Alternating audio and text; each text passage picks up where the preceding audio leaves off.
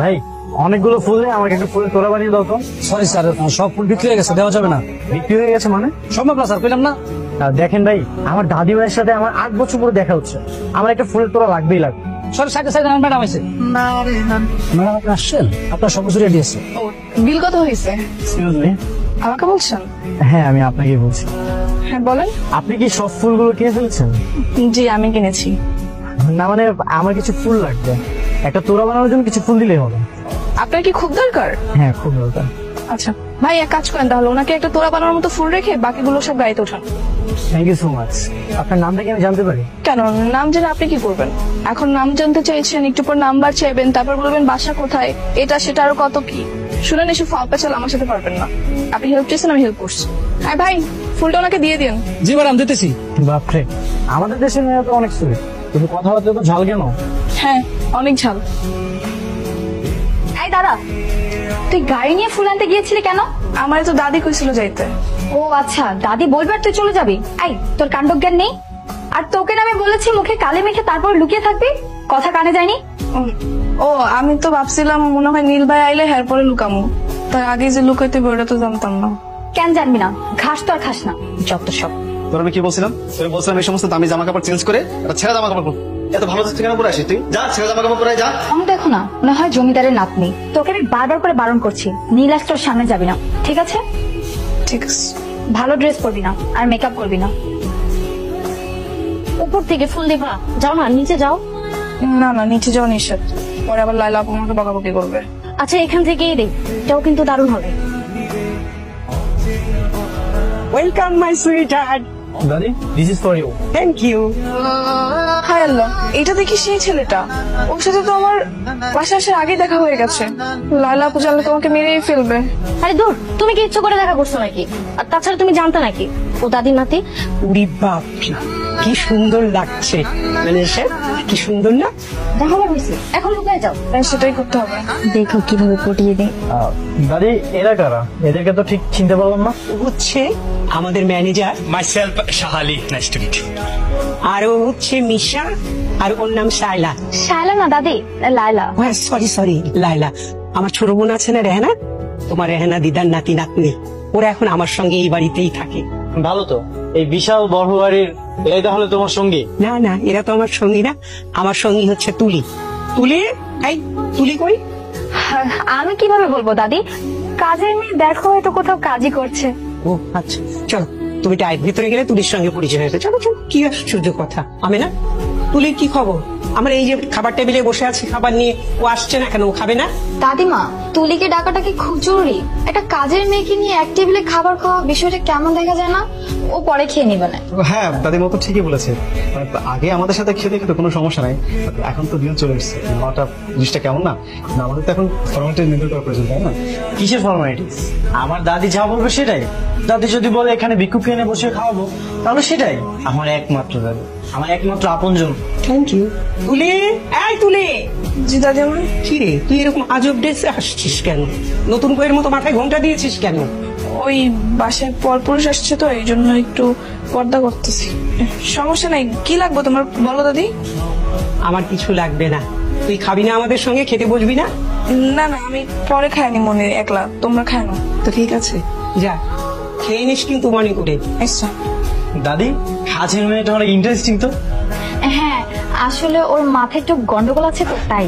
High নীল। High. একা একা ছাদে কি করছো? তেমন কিছু না। আমিও মাঝে মাঝে ছাদে আসি, কিন্তু আগে একা একা বোরিং ফিল করতাম। আজ যেহেতু তুমি আছো, দুজন মিলে একসাথে আড্ডা দিব। আসলে আমার একটা কাজ আছে তো, একটু পরে আমাকে চলে যেতে। কি কাজ? হাই আল্লাহ, উনি তো এখানে। কোনোভাবে যদি আমার কাপড়টা ওনার চোখে পড়ে তাহলে তো সন্দেহ করতে পারে। আমার পুরো ফ্রেন্ড সার্কেলের সাথে আজকে দেখা করতে চাও। আমি কি তোমার সাথে যেতে পারি? সরি, যাওয়া যাবে না। আসলে ওদের সাথে এতদিন পরে দেখা হবে, আড্ডা দিব, মজা করব, আর তুমি গেলে তো আনিজি ফিল হবে, এই জন্য আর কি। It's okay, no problem. আচ্ছা, তুমি তাহলে থাকো, আমি যাই। উফ, কি হয়েছে? এই দেখো তো আমার চোখে কি যেন গিয়েছে। আমার ফ্রেন্ডরা না বারবার কল করতেছে। তুমি বরং নিচে গিয়ে দেখো তোমার চোখে কি হয়েছে। আমার না তারা আছে। এই, তুই কি ভাবছিস সকাল বিকাল আমার প্রপোজ করলে কি আমি বইটা যাবো? আমার পাঠানো এত সহজ না। কান্দর কান্দর, উঠবস কর। এরপর যদি দেখছি আমার পিছিয়ে পিছিয়ে ঘুরতে, একদম খবর আছে দিলাম। হাই, কি ব্যাপার এভাবে উল্টো ঘুরে গেলেন যে? আরে তাই তো, আমি উল্টো হয়ে কেন দাঁড়ালাম? কোনো সমস্যা? না, কি বলবেন বলেন। আমরা কথা বলতে আসলে একটি যে আর উনি যে আসলো কি বলেন বলেন। আহা কি প্রেম। এবার কিন্তু তোর জুতো দিয়ে পিরামো, যা। ওরা কি আপনাকে এভাবেই সারাদিন জ্বালায়? হ্যাঁ, ওই একটু একটু। আমি তাহলে এখন আসি। শোনেন, আপনার সাথে আমার একটু জরুরি কথা আছে। বলেন। যেদিন আপনাকে দেখেছিলাম না, সেদিন থেকে আপনার প্রতি আমার কৌতূহল জন্মেছে। দেখেন ভাই, আমার প্রতি কৌতূহল রেখে আপনার কোনো লাভ নেই। আপনি আপনার মতো থাকেন আর আমাকে আমার মতো থাকতে দেন। আপনার নামটা কি? টুম্পা। আপনার বাসাটা? বাংলাদেশে। বাংলাদেশ তো বুঝলাম, কিন্তু বাংলাদেশের কোথায়? এই তো হবে এখান থেকে 4-5 কিলো। 4-5 কিলো? 4-5 কিলো হলে তাহলে আপনার ড্রেস আমাদের বাসার ছাদের দড়িতে কিভাবে আসে?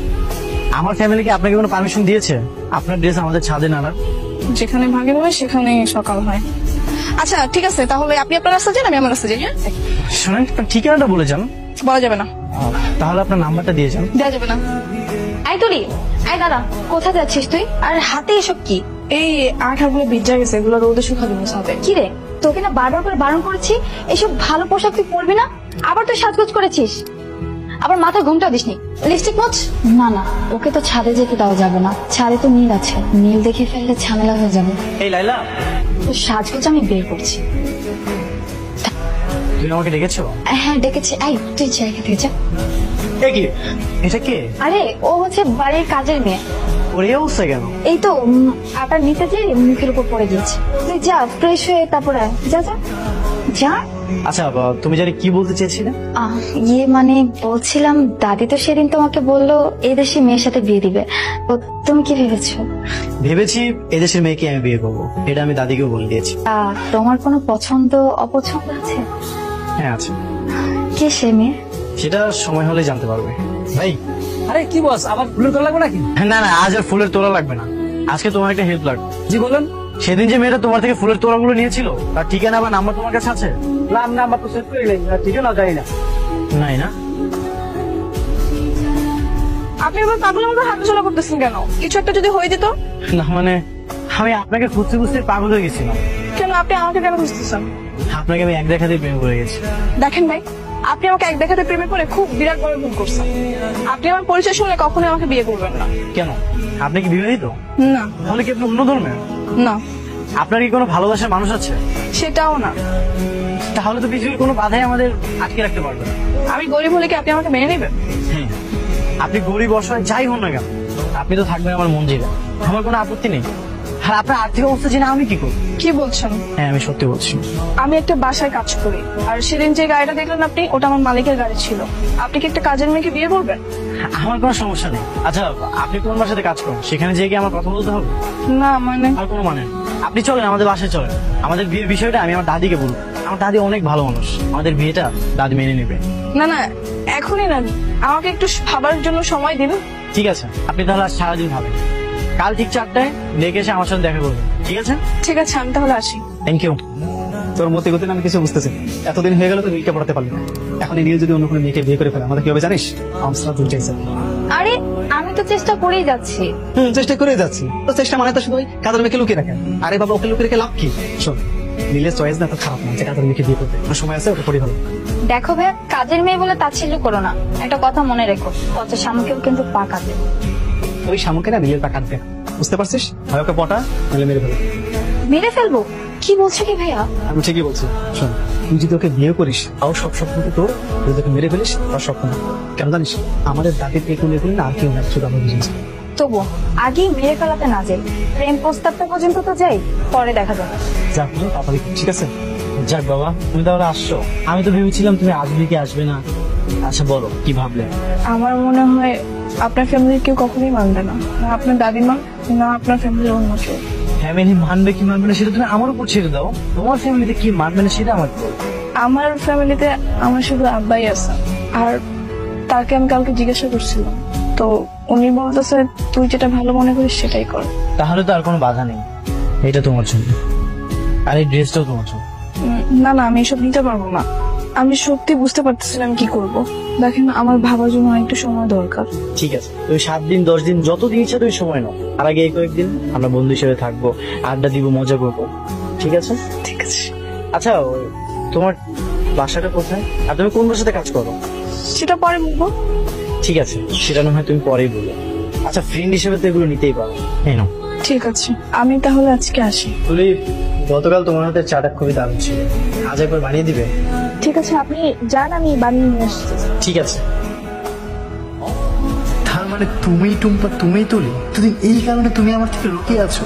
আমার বাড়িতেই আছে আমার স্বপ্নের বালিকা, আমি কোথায় না কোথায় তোমাকে খুঁজে বেরিয়েছি। তাই রে কপাল। আচ্ছা ওকে কি বলবো, আমি তোমাকে চিনতে পেরেছি। সরি টুম্পা, আমি তোমাকে এখানে অনেকক্ষণ অপেক্ষা করিয়েছি, সরি। এইভাবে সরি বলার কি আছে? আমি তো আর ভিআইপি কেউ না যেভাবে সরি বলছো। আচ্ছা আপনি এভাবে দৌড়ে আসলেন কেন? কেউ কি আপনার পিছিয়ে লেগেছিল নাকি? আমার পিছু কে নেবে? আমি তো অন্য একজনকে ভালোবাসার জন্য পিছু নিয়েছি, এটা কে জানো? তুমি। আচ্ছা যাই হোক, বাদ দাও, সিদ্ধান্তটা তো আমাকে জানতে হবে। আমি এখনো কিছু ভাবতে পারিনি। আমার ইচ্ছে হচ্ছে আপনাকে ভালোবাসতে, কারণ আপনি একজন ভালো মানুষ। আর অনিচ্ছাটা হচ্ছে আপনার সঙ্গে আমার কখনো যায় না। আপনি অনেক ধনী আর আমি অনেক গরিব। আর আপনি যদি আমার পরিচয় জানেন তাহলে আমার থেকে সরে যাবেন।